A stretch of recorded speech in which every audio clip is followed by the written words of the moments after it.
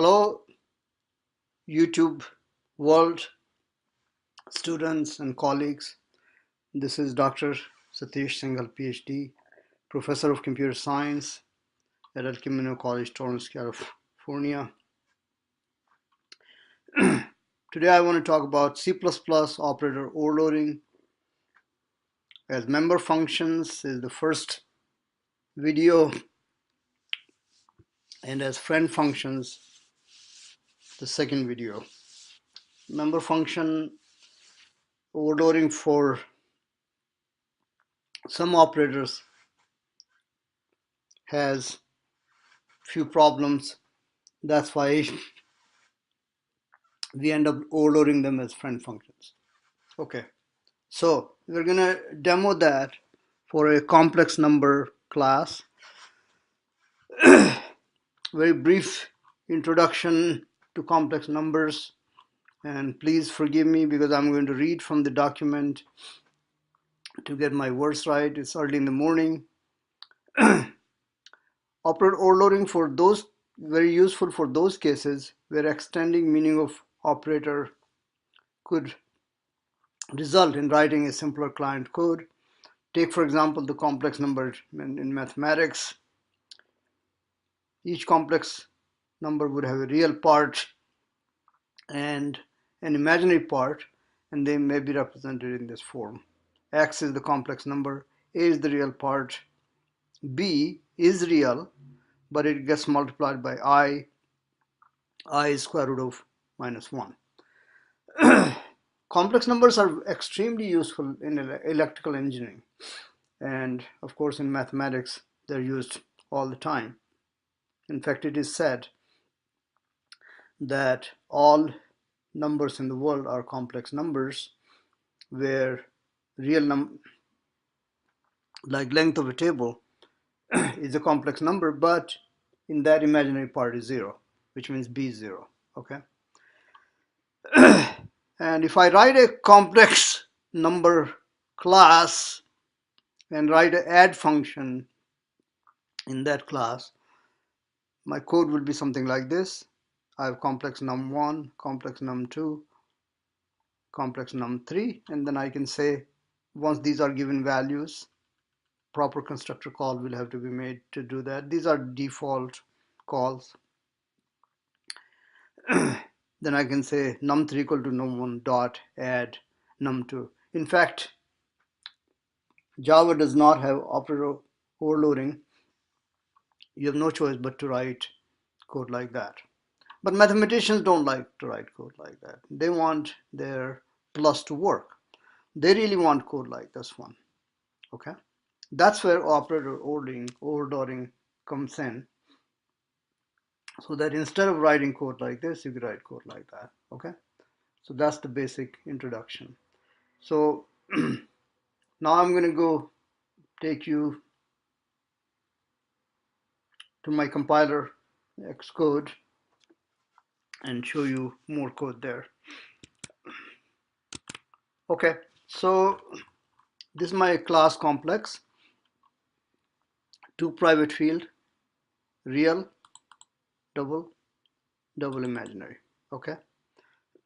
And I'm going to keep it short. I'm only going to write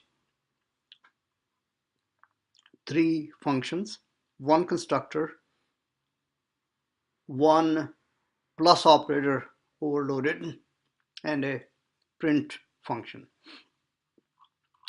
So these are the headers of the 3 functions, and I get default values for those, so that there is a technology called automatic type conversion. I'll show you that if I didn't have default value, that technology cannot be used. We'll show demo of that last in this video. Print data simply takes either a file, offstream object, or cout, and prints complex number to the console, and that's our operator plus.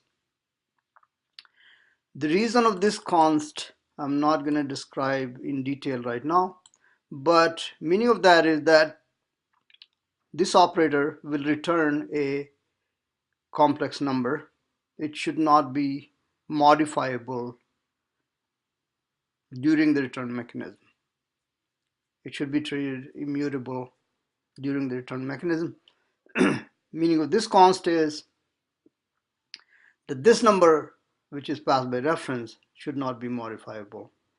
And meaning of this const is that this function should not modify either this or this. People get very confused with consts in C++, but each const has a definite meaning. Okay? All right. So we're going to write the constructor, this guy first. And constructor definition is pretty simple. Basically, I use the member initialization list. And if you don't know what that is, I don't know if I did a video on that or not.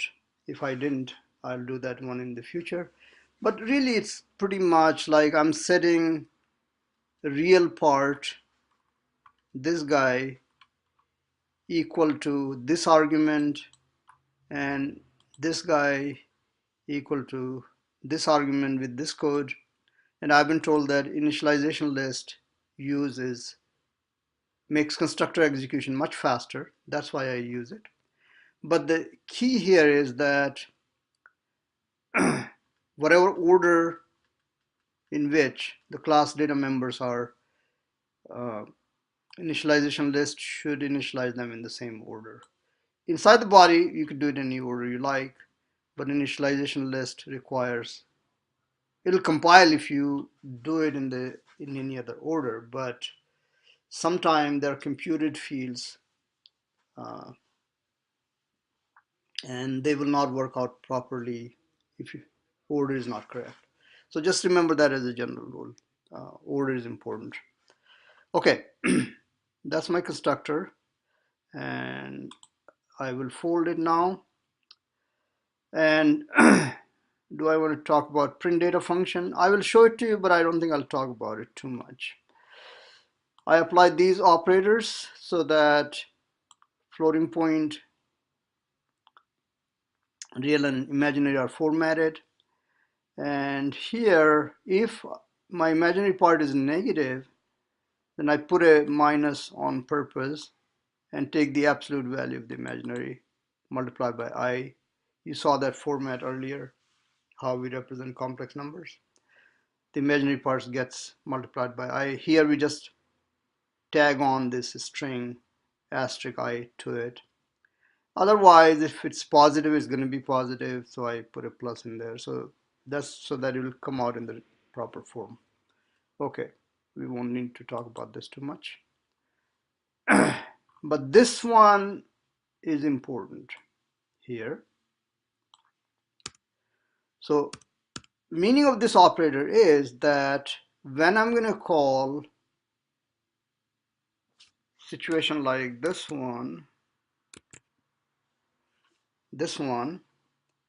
left number is the caller function, caller object. Plus operator is its member function, and this is being passed as the argument. In fact, I will show you in a minute. This call could work like this also. Dot operator plus num2. That will actually work. So in that sense, this is just a hidden function call because these two are completely equivalent. You could try that on your own. My students have a copy of this whole chapter. I could try and upload this chapter to my blog so that everybody can get a copy of it. And it's on one of the websites as well.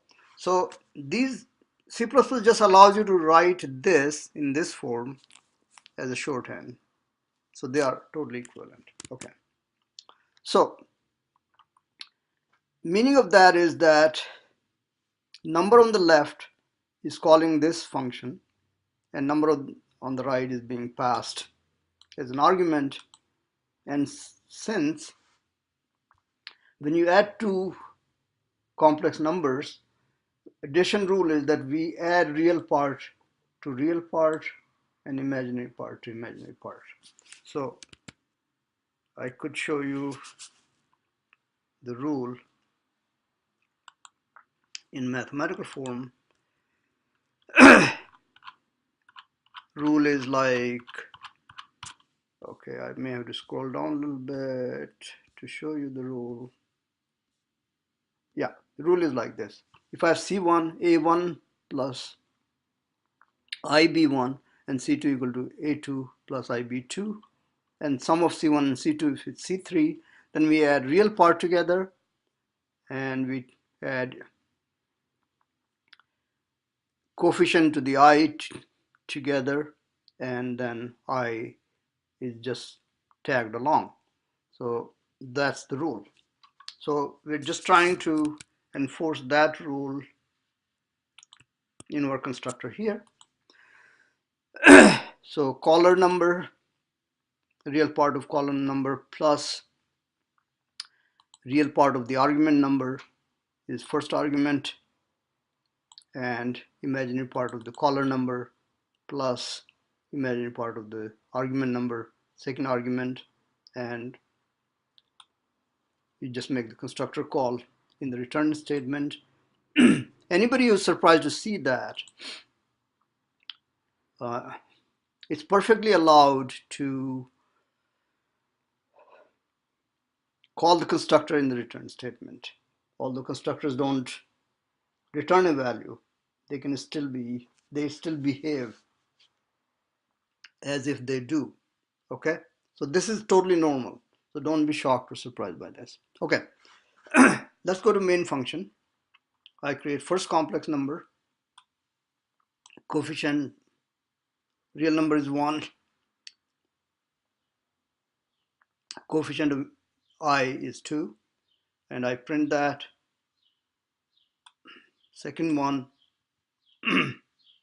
actually this should be second, and I print that one. Then I do a sum. I want to sum up this one and this one. The code will then execute this code, return the sum of the two, and I print sum. Yeah, actually, I took a long route to print the sum. I said C1 plus C2 and the sum. And then something interesting happens. I do sum plus 1. But let's see this part first.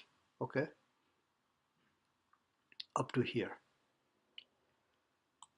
And so that there is no confusion, I'll comment this one out.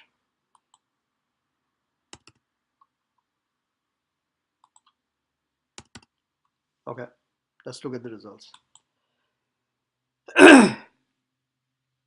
Okay, first complex number, make it a little smaller, was 1.0, 2.0. That shows up like this by the print data function. Second complex number, 2 and 3, shows up like this by the print data function. And then we do sum equal to C1 plus C2. So it's pretty simple. If you add 1 and 2, you should get 3. You get 2 and 3, you should get 5. And now my long printing code shows 1 plus 2.0i plus 2.0 plus 3.0i. So collect the coefficient of real becomes 3, collect the coefficient of I becomes 5, and we get that. Okay, now here's the interesting part. Mathematicians also like to add real numbers to complex numbers. How can they do that? Well, they say, okay, for me, mathematician comes and tells me, hey, this, Mr. Computer Scientist, this should work for me because sometimes I may want to do that. And I said, okay, that'll work, because if I comment out this code. Now this will surprise you, or some of you anyway, because 1 is not a complex number. 1 is just a integer, or I can do 1.0. It's the same thing. Okay. So run that one, and it succeeded actually. It succeeded. After operation sum plus 1, remember it was 3 plus 5i, now it's 4 plus 5i. So that actually did work. And this is a bit of a mystery. Why would this work? This is not a complex number. And there's a plus here. This is complex type. Well, this is why it works actually. Let me just explain that a little bit. When C++ sees this as a complex number and a plus sign, then it says, okay, I see a number here. Can I convert this to complex type automatically? And it can do that because there are default arguments available for both. So it just says, okay, I'm just going to apply default arguments, and I'm giving a value of real, which is 1, and I'm giving a value of imaginary. I'm just going to assume 0 for the imaginary, and I'll just apply this constructor where real is 1, imaginary is 0. So on the fly, it is smart enough to convert 1 to complex types, even though this is in code, it's not complex type. This is called automatic type conversion.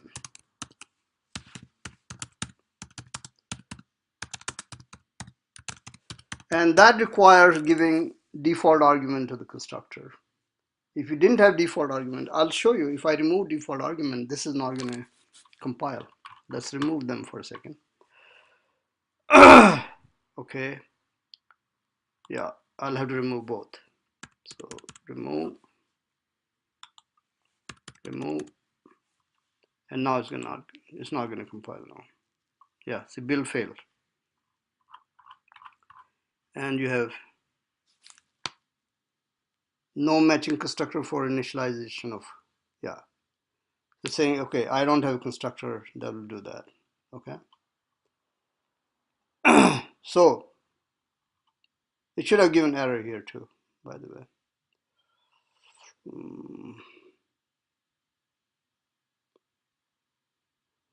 Actually, yeah, okay, so this is saying there's no default constructor, and you know what, I can put a default constructor, it's still going to have a problem. Then it's going to have a problem here actually. Okay, so let's put those back. Command V. And now the whole thing will work. Okay, we know the output, so it doesn't matter. Now, okay, so mathematicians are very demanding. They'll say, okay, fine, you made this work, but this should work too. They say, okay, I don't want to be confined to put 1 after the sum. This commutative nature of plus operator I want to preserve.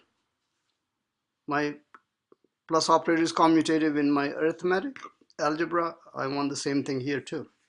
So you got to give me that. Well, that's not possible because at least overloading plus operator as a member function, that's not possible. Because it sees 1 and it has no idea after plus what there is. This is of course complex type, this is int type. There's no way for computer to go back because expressions are parsed from left to right. There's no way for it to go back and convert this to complex type and do this sum. In fact, 1 cannot make the function call. Okay. That's the problem. So this will not work when plus operator, as we have done here, is overloaded as a member function. This requires use of standalone overloading or overloading plus as a friend function. That would be part of the video number 2. Okay, so this is Dr. Singhal from El Camino College. I demonstrated overloading binary operator as a member function. This has some problem. We'll solve them when we overload this as a friend function. That will be in the second video. Thank you.